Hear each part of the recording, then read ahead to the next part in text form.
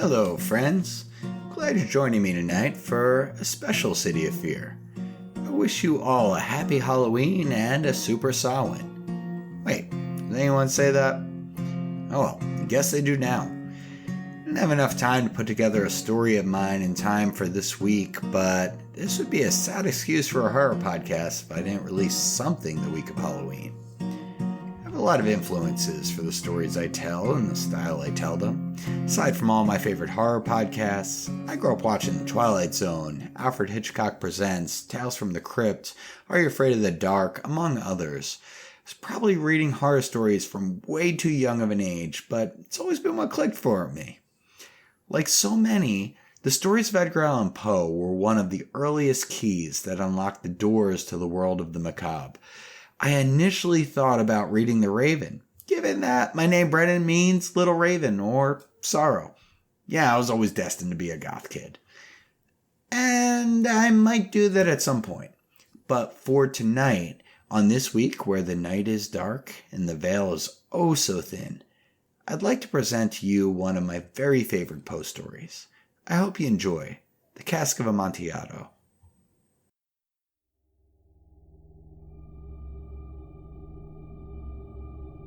The 1,000 injuries of Fortunato I had borne as I best could, but when he ventured upon insult, I vowed revenge.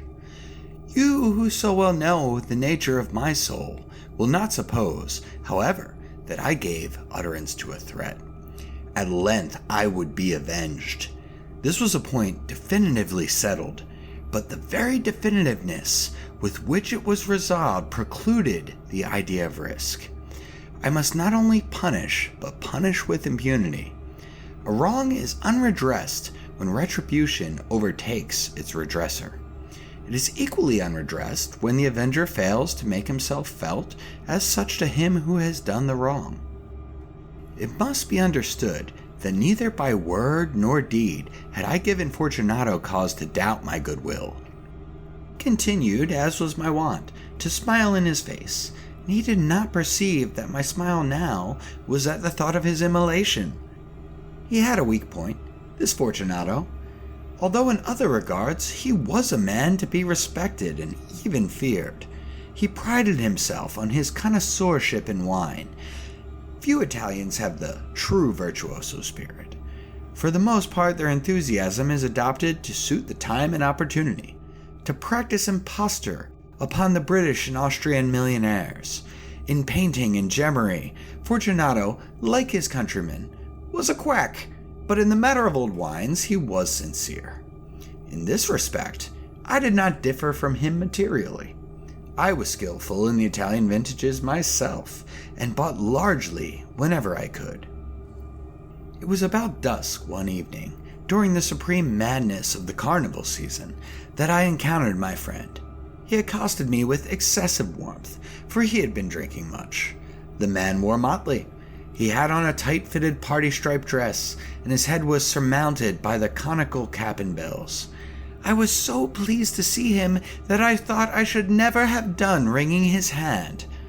I said to him, "My dear Fortunato, you are luckily met. How remarkably well you are looking today. But I have received a pipe of what passes for Amontillado, and I have my doubts." "How?" said he. "Amontillado? A pipe? Impossible! And in the middle of the carnival?" "I have my doubts," I replied, "and I was silly enough to pay the full Amontillado price without consulting you in the matter. You are not to be found, and I was fearful of losing a bargain." "Amontillado!" "I have my doubts." "Amontillado!" "And I must satisfy them." "Amontillado!" "As you are engaged, I am on my way to Lucchesi. If anyone has a critical turn, it is he. He will tell me." "Lucchesi cannot tell Amontillado from sherry." "And yet some fools will have it that his taste is a match for your own." "Come, let us go." "Whither?" "To your vaults." "My friend, no. I will not impose upon your good nature. I perceive you have an engagement. Lucchesi." "I have no engagement. Come." My friend, no. It is not the engagement, but the severe cold with which I perceive you are afflicted. The vaults are insufferably damp. They are encrusted with nitre. Let us go, nevertheless. The cold is merely nothing. Amontillado, you have been imposed upon. And as for Lucchese, he cannot distinguish sherry from Amontillado. Thus speaking, Fortunato possessed himself of my arm, putting on a mask of black silk, and drawing a roquelaire closely about my person, I suffered him to hurry me to the palazzo. There were no attendants at home. They had absconded to make merry in honor of the time. I had told them that I should not return until the morning, and had given them explicit orders not to stir from the house. These orders were sufficient, I well knew, to ensure their immediate disappearance, one and all, as soon as my back was turned. I took from their sconces 2 flambeaux, and giving one to Fortunato, bowed him through several suites of rooms to the archway that led into the vaults. I passed down a long and winding staircase, requesting him to be cautious as he followed. We came at length to the foot of the descent, and stood together on the damp ground of the catacombs of the Montresor. The gait of my friend was unsteady, and the bells upon his cap jingled as he strode. "The pipe," said he. "It is farther on," said I. "But observe the white webwork which gleams from these cavern walls." He turned towards me and looked into my eyes with 2 filmy orbs that distilled the rheum of intoxication. "Nitre?" he asked at length. "Nitre," I replied. "How long have you had that cough?"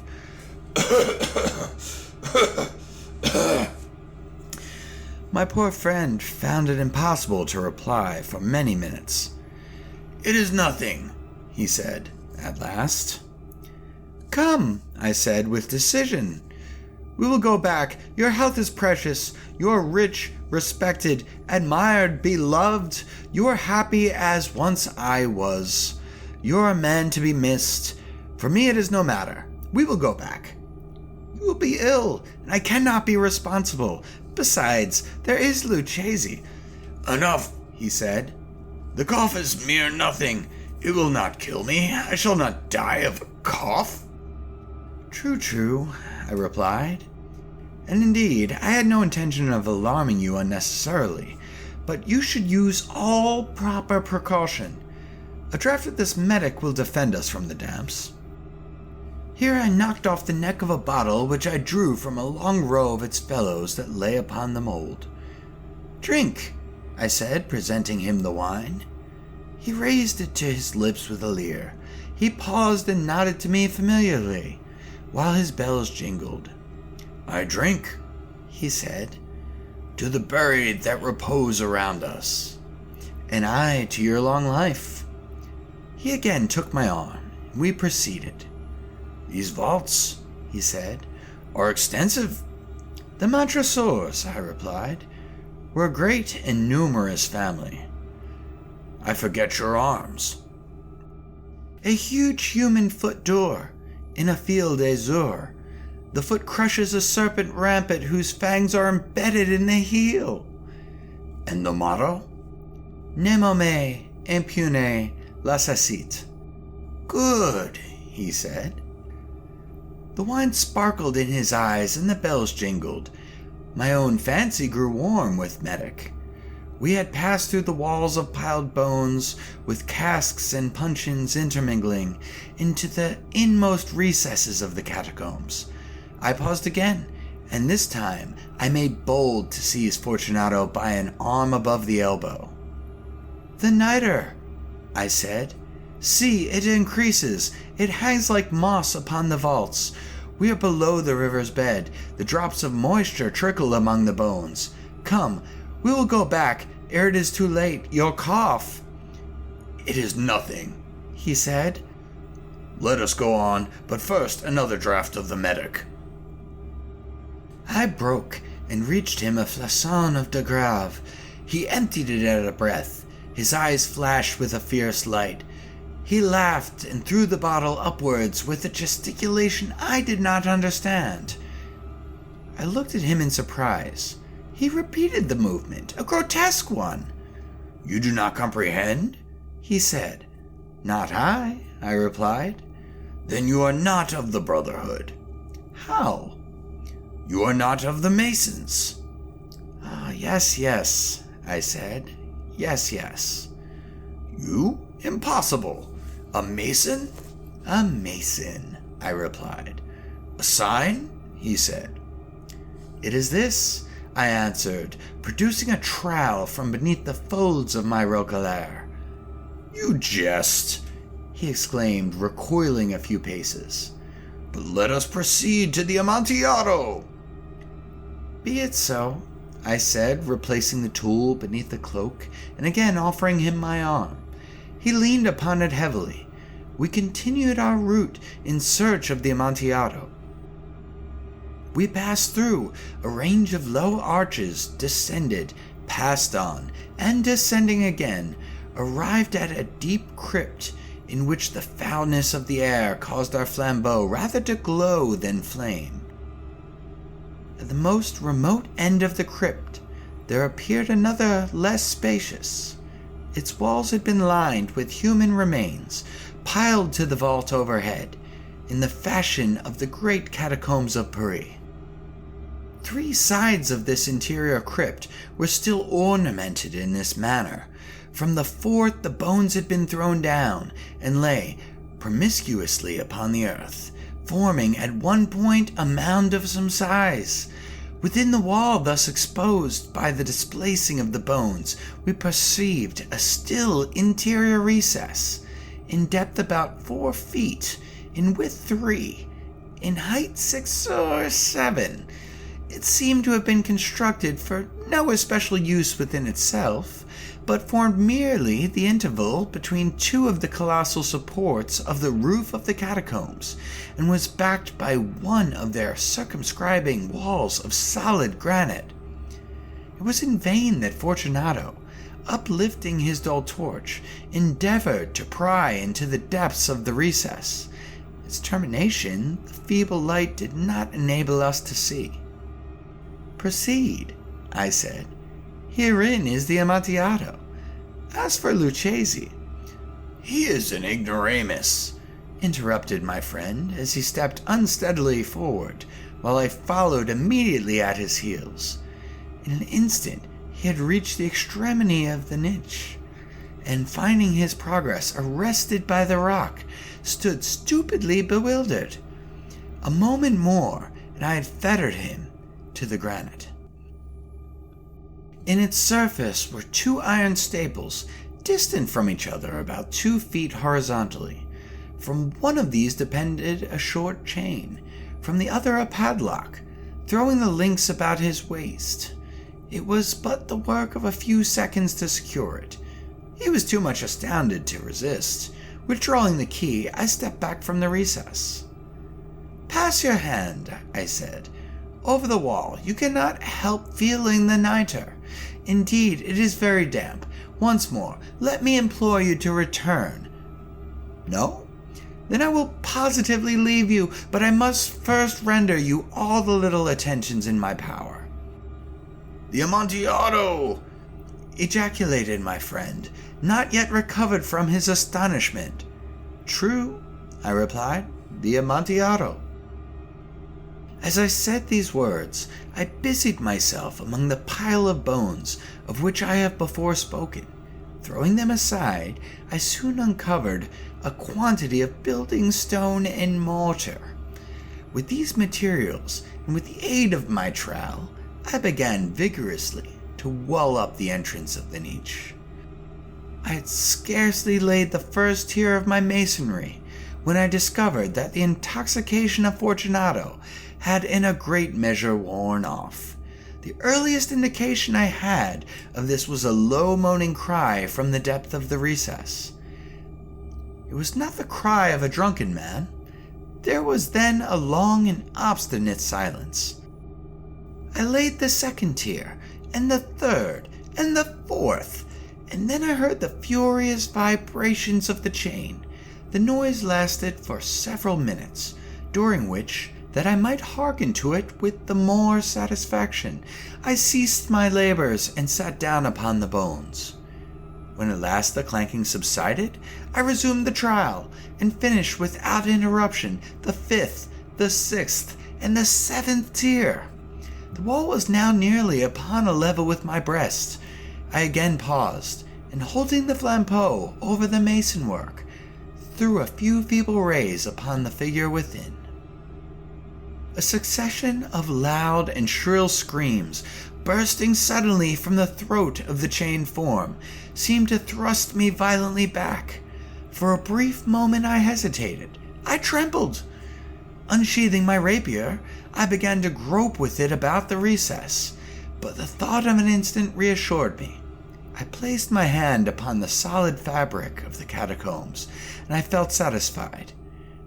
I reapproached the wall. I replied to the yells of him who clamored. I re-echoed. I aided. I surpassed them in volume and in strength. I did this, and the clamorer grew still. It was now midnight, and my task was drawing to a close. I had completed the 8th, the 9th, and the 10th tier. I had finished a portion of the last and the 11th. There remained but a single stone to be fitted and plastered in. I struggled with its weight. I placed it partially in its destined position.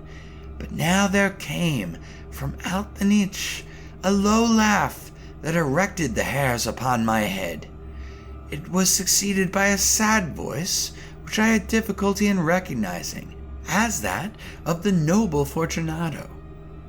The voice said, "Ha ha ha! Ha! Very good joke indeed. An excellent jest. We will have many a rich laugh about it at the palazzo. Over our wine." "The Amontillado," I said. Yes, the Amontillado. But is it not getting late? Will not they be awaiting us at the palazzo? The Lady Fortunato and the rest? Let us be gone." "Yes," I said. "Let us be gone." "For the love of God, Montresor!" "Yes," I said. "For the love of God." But to these words I hearkened in vain for a reply. I grew impatient. I called aloud, "Fortunato!" No answer. I called again, "Fortunato!" No answer still. I thrust a torch through the remaining aperture and let it fall within. There came forth in return only a jingling of the bells. My heart grew sick on account of the dampness of the catacombs. I hastened to make an end of my labor. I forced the last stone into its position. I plastered it up. Against the new masonry, I re-erected the old rampart of the bones. For the half of a century, no mortal has disturbed them. In pace, Requiescat. "Oh, Fortunato, Luchesi may be a bum, but you shouldn't have insulted our boy. Always wondered what insult or insults Fortunato gave to warrant being sealed away in those catacombs. World may never know." Hope you enjoyed this story and are enjoying the season. Every year I celebrate Halloween and also keep with some of the neo-pagan rituals of Samhain. It's said this is the night where the spirits can cross over, and it's polite to leave out some food or drink for them. I always leave a couple of shots out for some of the really important folks in my life who have sadly departed. I have a little fire and reflect on everything they meant to me. I suggest you do the same. It's also considered by some who follow the old Celtic ways the beginning of the new year. So take your time to reflect on those who have crossed over, and also some time to think about all of the amazing journeys you plan to embark on in the coming season. Thank you all so much for joining me tonight. I hope to see you all again real soon.